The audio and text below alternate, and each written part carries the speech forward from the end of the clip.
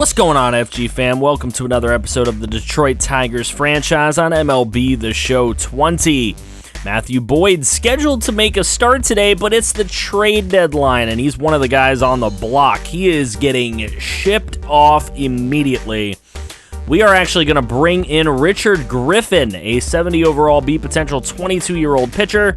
We are also going to bring in Tristan McKenzie, shipping off David Robertson and Phil Matan. So a couple young pitchers coming in. Daniel Norris getting shipped off for a young third baseman in Christopher Morrill, a 69 overall 22-year-old B. So a couple prospects coming in. Travis d'Arnaud, the Pirates interested in picking him up. We are going to ship him off for reliever David Tao, a 19-year-old reliever. Possibly could be coming up to the majors next year. Jonathan Scope, as I said, hasn't been playing well since his injury. We're going to sell high, bringing in Jahmai Jones. Justin Turner is another guy we don't particularly need for the rest of the season. We'll bring in a couple prospects here in Scott Sunich and another relief pitcher off the Brewers. Seth Elledge, a relief pitcher, coming in for a bunch of lower level prospects. It's basically just a AA to AAA trade, basically, as we needed to kind of fix our roster size a little bit. And now we'll continue to sim on through, as honestly, we're probably going to be paying more attention to the minors in future episodes. But let's take a look at this Indians game. 72-43, they're incredible. They're like almost 20 games above us right now. There's like no way we're going to catch them. But we're going into Progressive Field for an MLB Network game with them. Shane Bieber has been amazing for them, making his 24th start. He's 11-8 with a 3.06 ERA and only a 1.06 whip. He has been great. Here's Lindor with 2 away, and he goes down swinging. He's no doubt been our best player, worth every dollar we spent on him in the offseason. Tristan McKenzie, 6.75 ERA with a 2.50 whip. In his only start of his MLB career, he's up here for his second one, and that is a big strikeout of Christian Yelich. Definitely going toe-to-toe with some of the best hitters here just to see how he can do. And there's Franmil Reyes taking him deep to center. Welcome to the majors, young man. As a 2-run shot for Franmil Reyes, his 8th homer of the season, making it 2-0 Indians so far in this one. So Tristan McKenzie up against Jose Ramirez, and Ramirez has this one flying deep out to right, and it just gets over the wall for his 18th homer of the year, a solo shot, making it 3-0. So McKenzie, a little bit of struggles in his first inning today of his second start of his career. But here we go, going up and making a big strikeout there for one of the Indians' younger players and getting him good right there. Shed Long coming up, and he is going to lace one into left all the way off the wall in the left corner. That is a big double for Shed Long, as a lot of our younger players going to get some usage here at the end of the year after these trades. Here's Richie McGowan, and he's taking one deep out to center, and that one is caught. But Shed Long going to go for the tag up, and he will make it to third. So a chance to score Shed Long, and it is Kendall Brown with the perfect grounder to get the run on the board for our Tigers. So 3-1.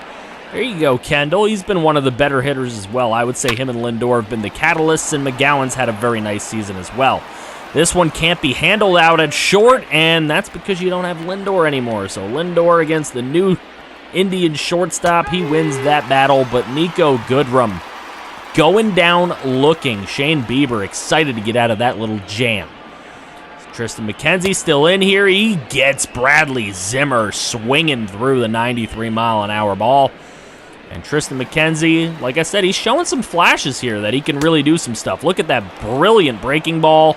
Gets Christian Yelich for the second time. He struck out Yelich twice already. Here in the bottom of the fourth, however, with a runner on deep to center field and gone. Tristan McKenzie just giving up too many home runs. That's Bowers. His 18th of the year is a 2-run shot. And the Indians with a 5-1 lead. So, Tristan McKenzie has a lot to work on, but he does show that he has some very nice potential, and we've just got to keep working with him. I don't know if he'll start next year in the majors, but he's certainly got the potential to do so.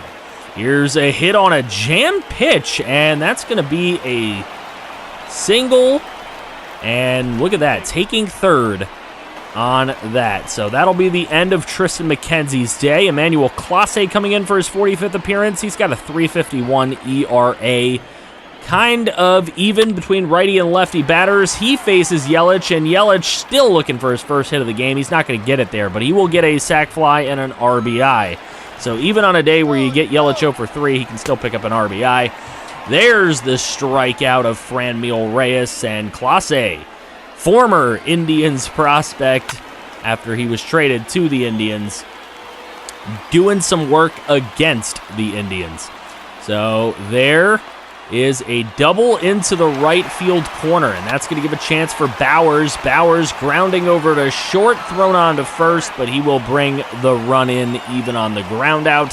Fielder's choice brings in an RBI for him. Here's Rougned Odor. I don't know how he made contact with that, but they're thrown on to first, and we get out of the bottom of the sixth, which was a bad half inning for us. Into the bottom of the seventh, Clase, big strikeout there on the 99-mile-an-hour heater. Here's Bradley Zimmer, and he takes the high heat deep to right, and that is off the wall. Bradley Zimmer rounding second, going to third with a stand-up triple. No chance on getting him there. Here's Franmil Reyes. He's going to take a walk with runners on the corners. Now bases loaded for Jose Ramirez, and he gets the single through to short. I don't know why this game gave me the left fielder. I needed Lindor to make that play, but just one of the many struggles of MLB The Show. So here's Clase again, and this one's dribbled over to second base. Thrown on to first for the second out, but the Indians get their 10th run of the game across the plate. Now Bowers, looking foolish on that one. 91 miles an hour. Clase definitely has great potential. He's got awesome stuff. He's just got to hone it in. Kyle Nelson coming into the game for the Indians. A 2.14 ERA for him so far in his 17 games pitched. So we'll see what he can do here in the top of the 8th inning. It's Kendall Brown lacing it to right field. That is going to get all the way to the wall, and Kendall Brown gives us an opportunity here. Unfortunately with 2 outs, but we still have an opportunity to bring him home. Francisco Lindor lacing this to center, and it is caught. So nothing coming across there. Sir Anthony Dominguez coming into the game, a 4.30 ERA in his 25 appearances. He's been awful against righties, is where he has struggled, but he gets one there on the inside, high and inside, 100-mile-an-hour fastball. Now Franmil Reyes, he'll take a walk on the two-seamer up, and that is a walked-in run for the 11th run across the plate for the Indians today. This is a dribbler over to third base. That's taken care of and thrown on to first for the final out of the 8th inning. Going into the 9th, it's Brad Hand with a 1.83 ERA. He's been very good for the Indians, and he doesn't really allow lefties to get hits. Good thing we got a righty coming up, but he is jammed to Nelson Barreto. Pop fly to second. That is going to end this one. Ends the absolute nightmare that is.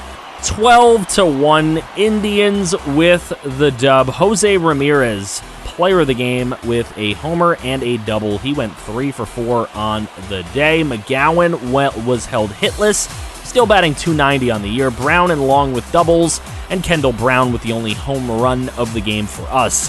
Franmil Reyes, Jose Ramirez, and Bowers all with home runs today for the Indians. Reyes had 3, Ramirez had 4 RBIs. A lot of guys just bringing across runs for the Indians. We get swept by the Indians.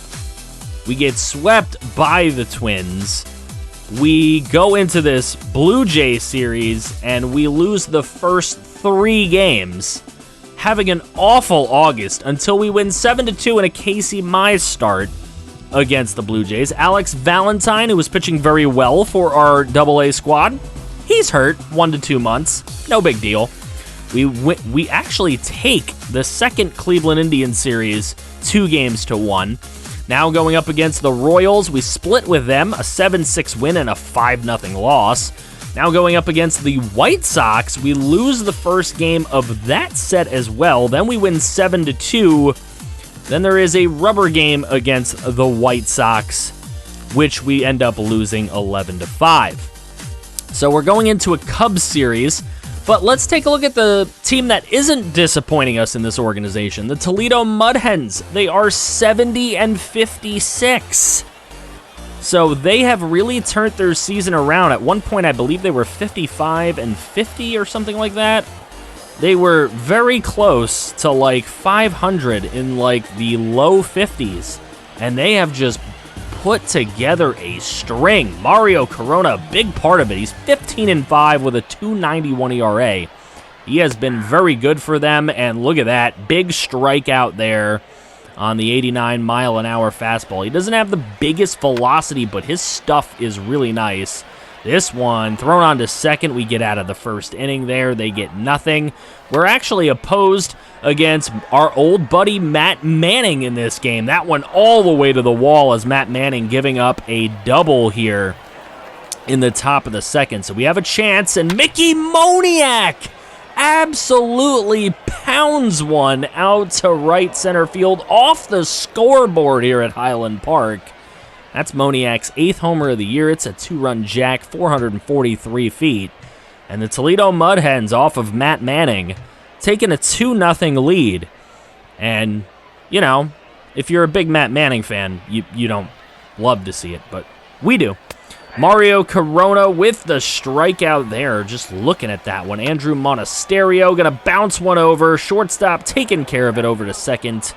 And another big defensive play to get us out of something. Spalding striking out there. Matt Manning has 6 strikeouts into the 5th inning here, and there's his 7th against Anthony Siegler, one of our all-stars, as he goes down.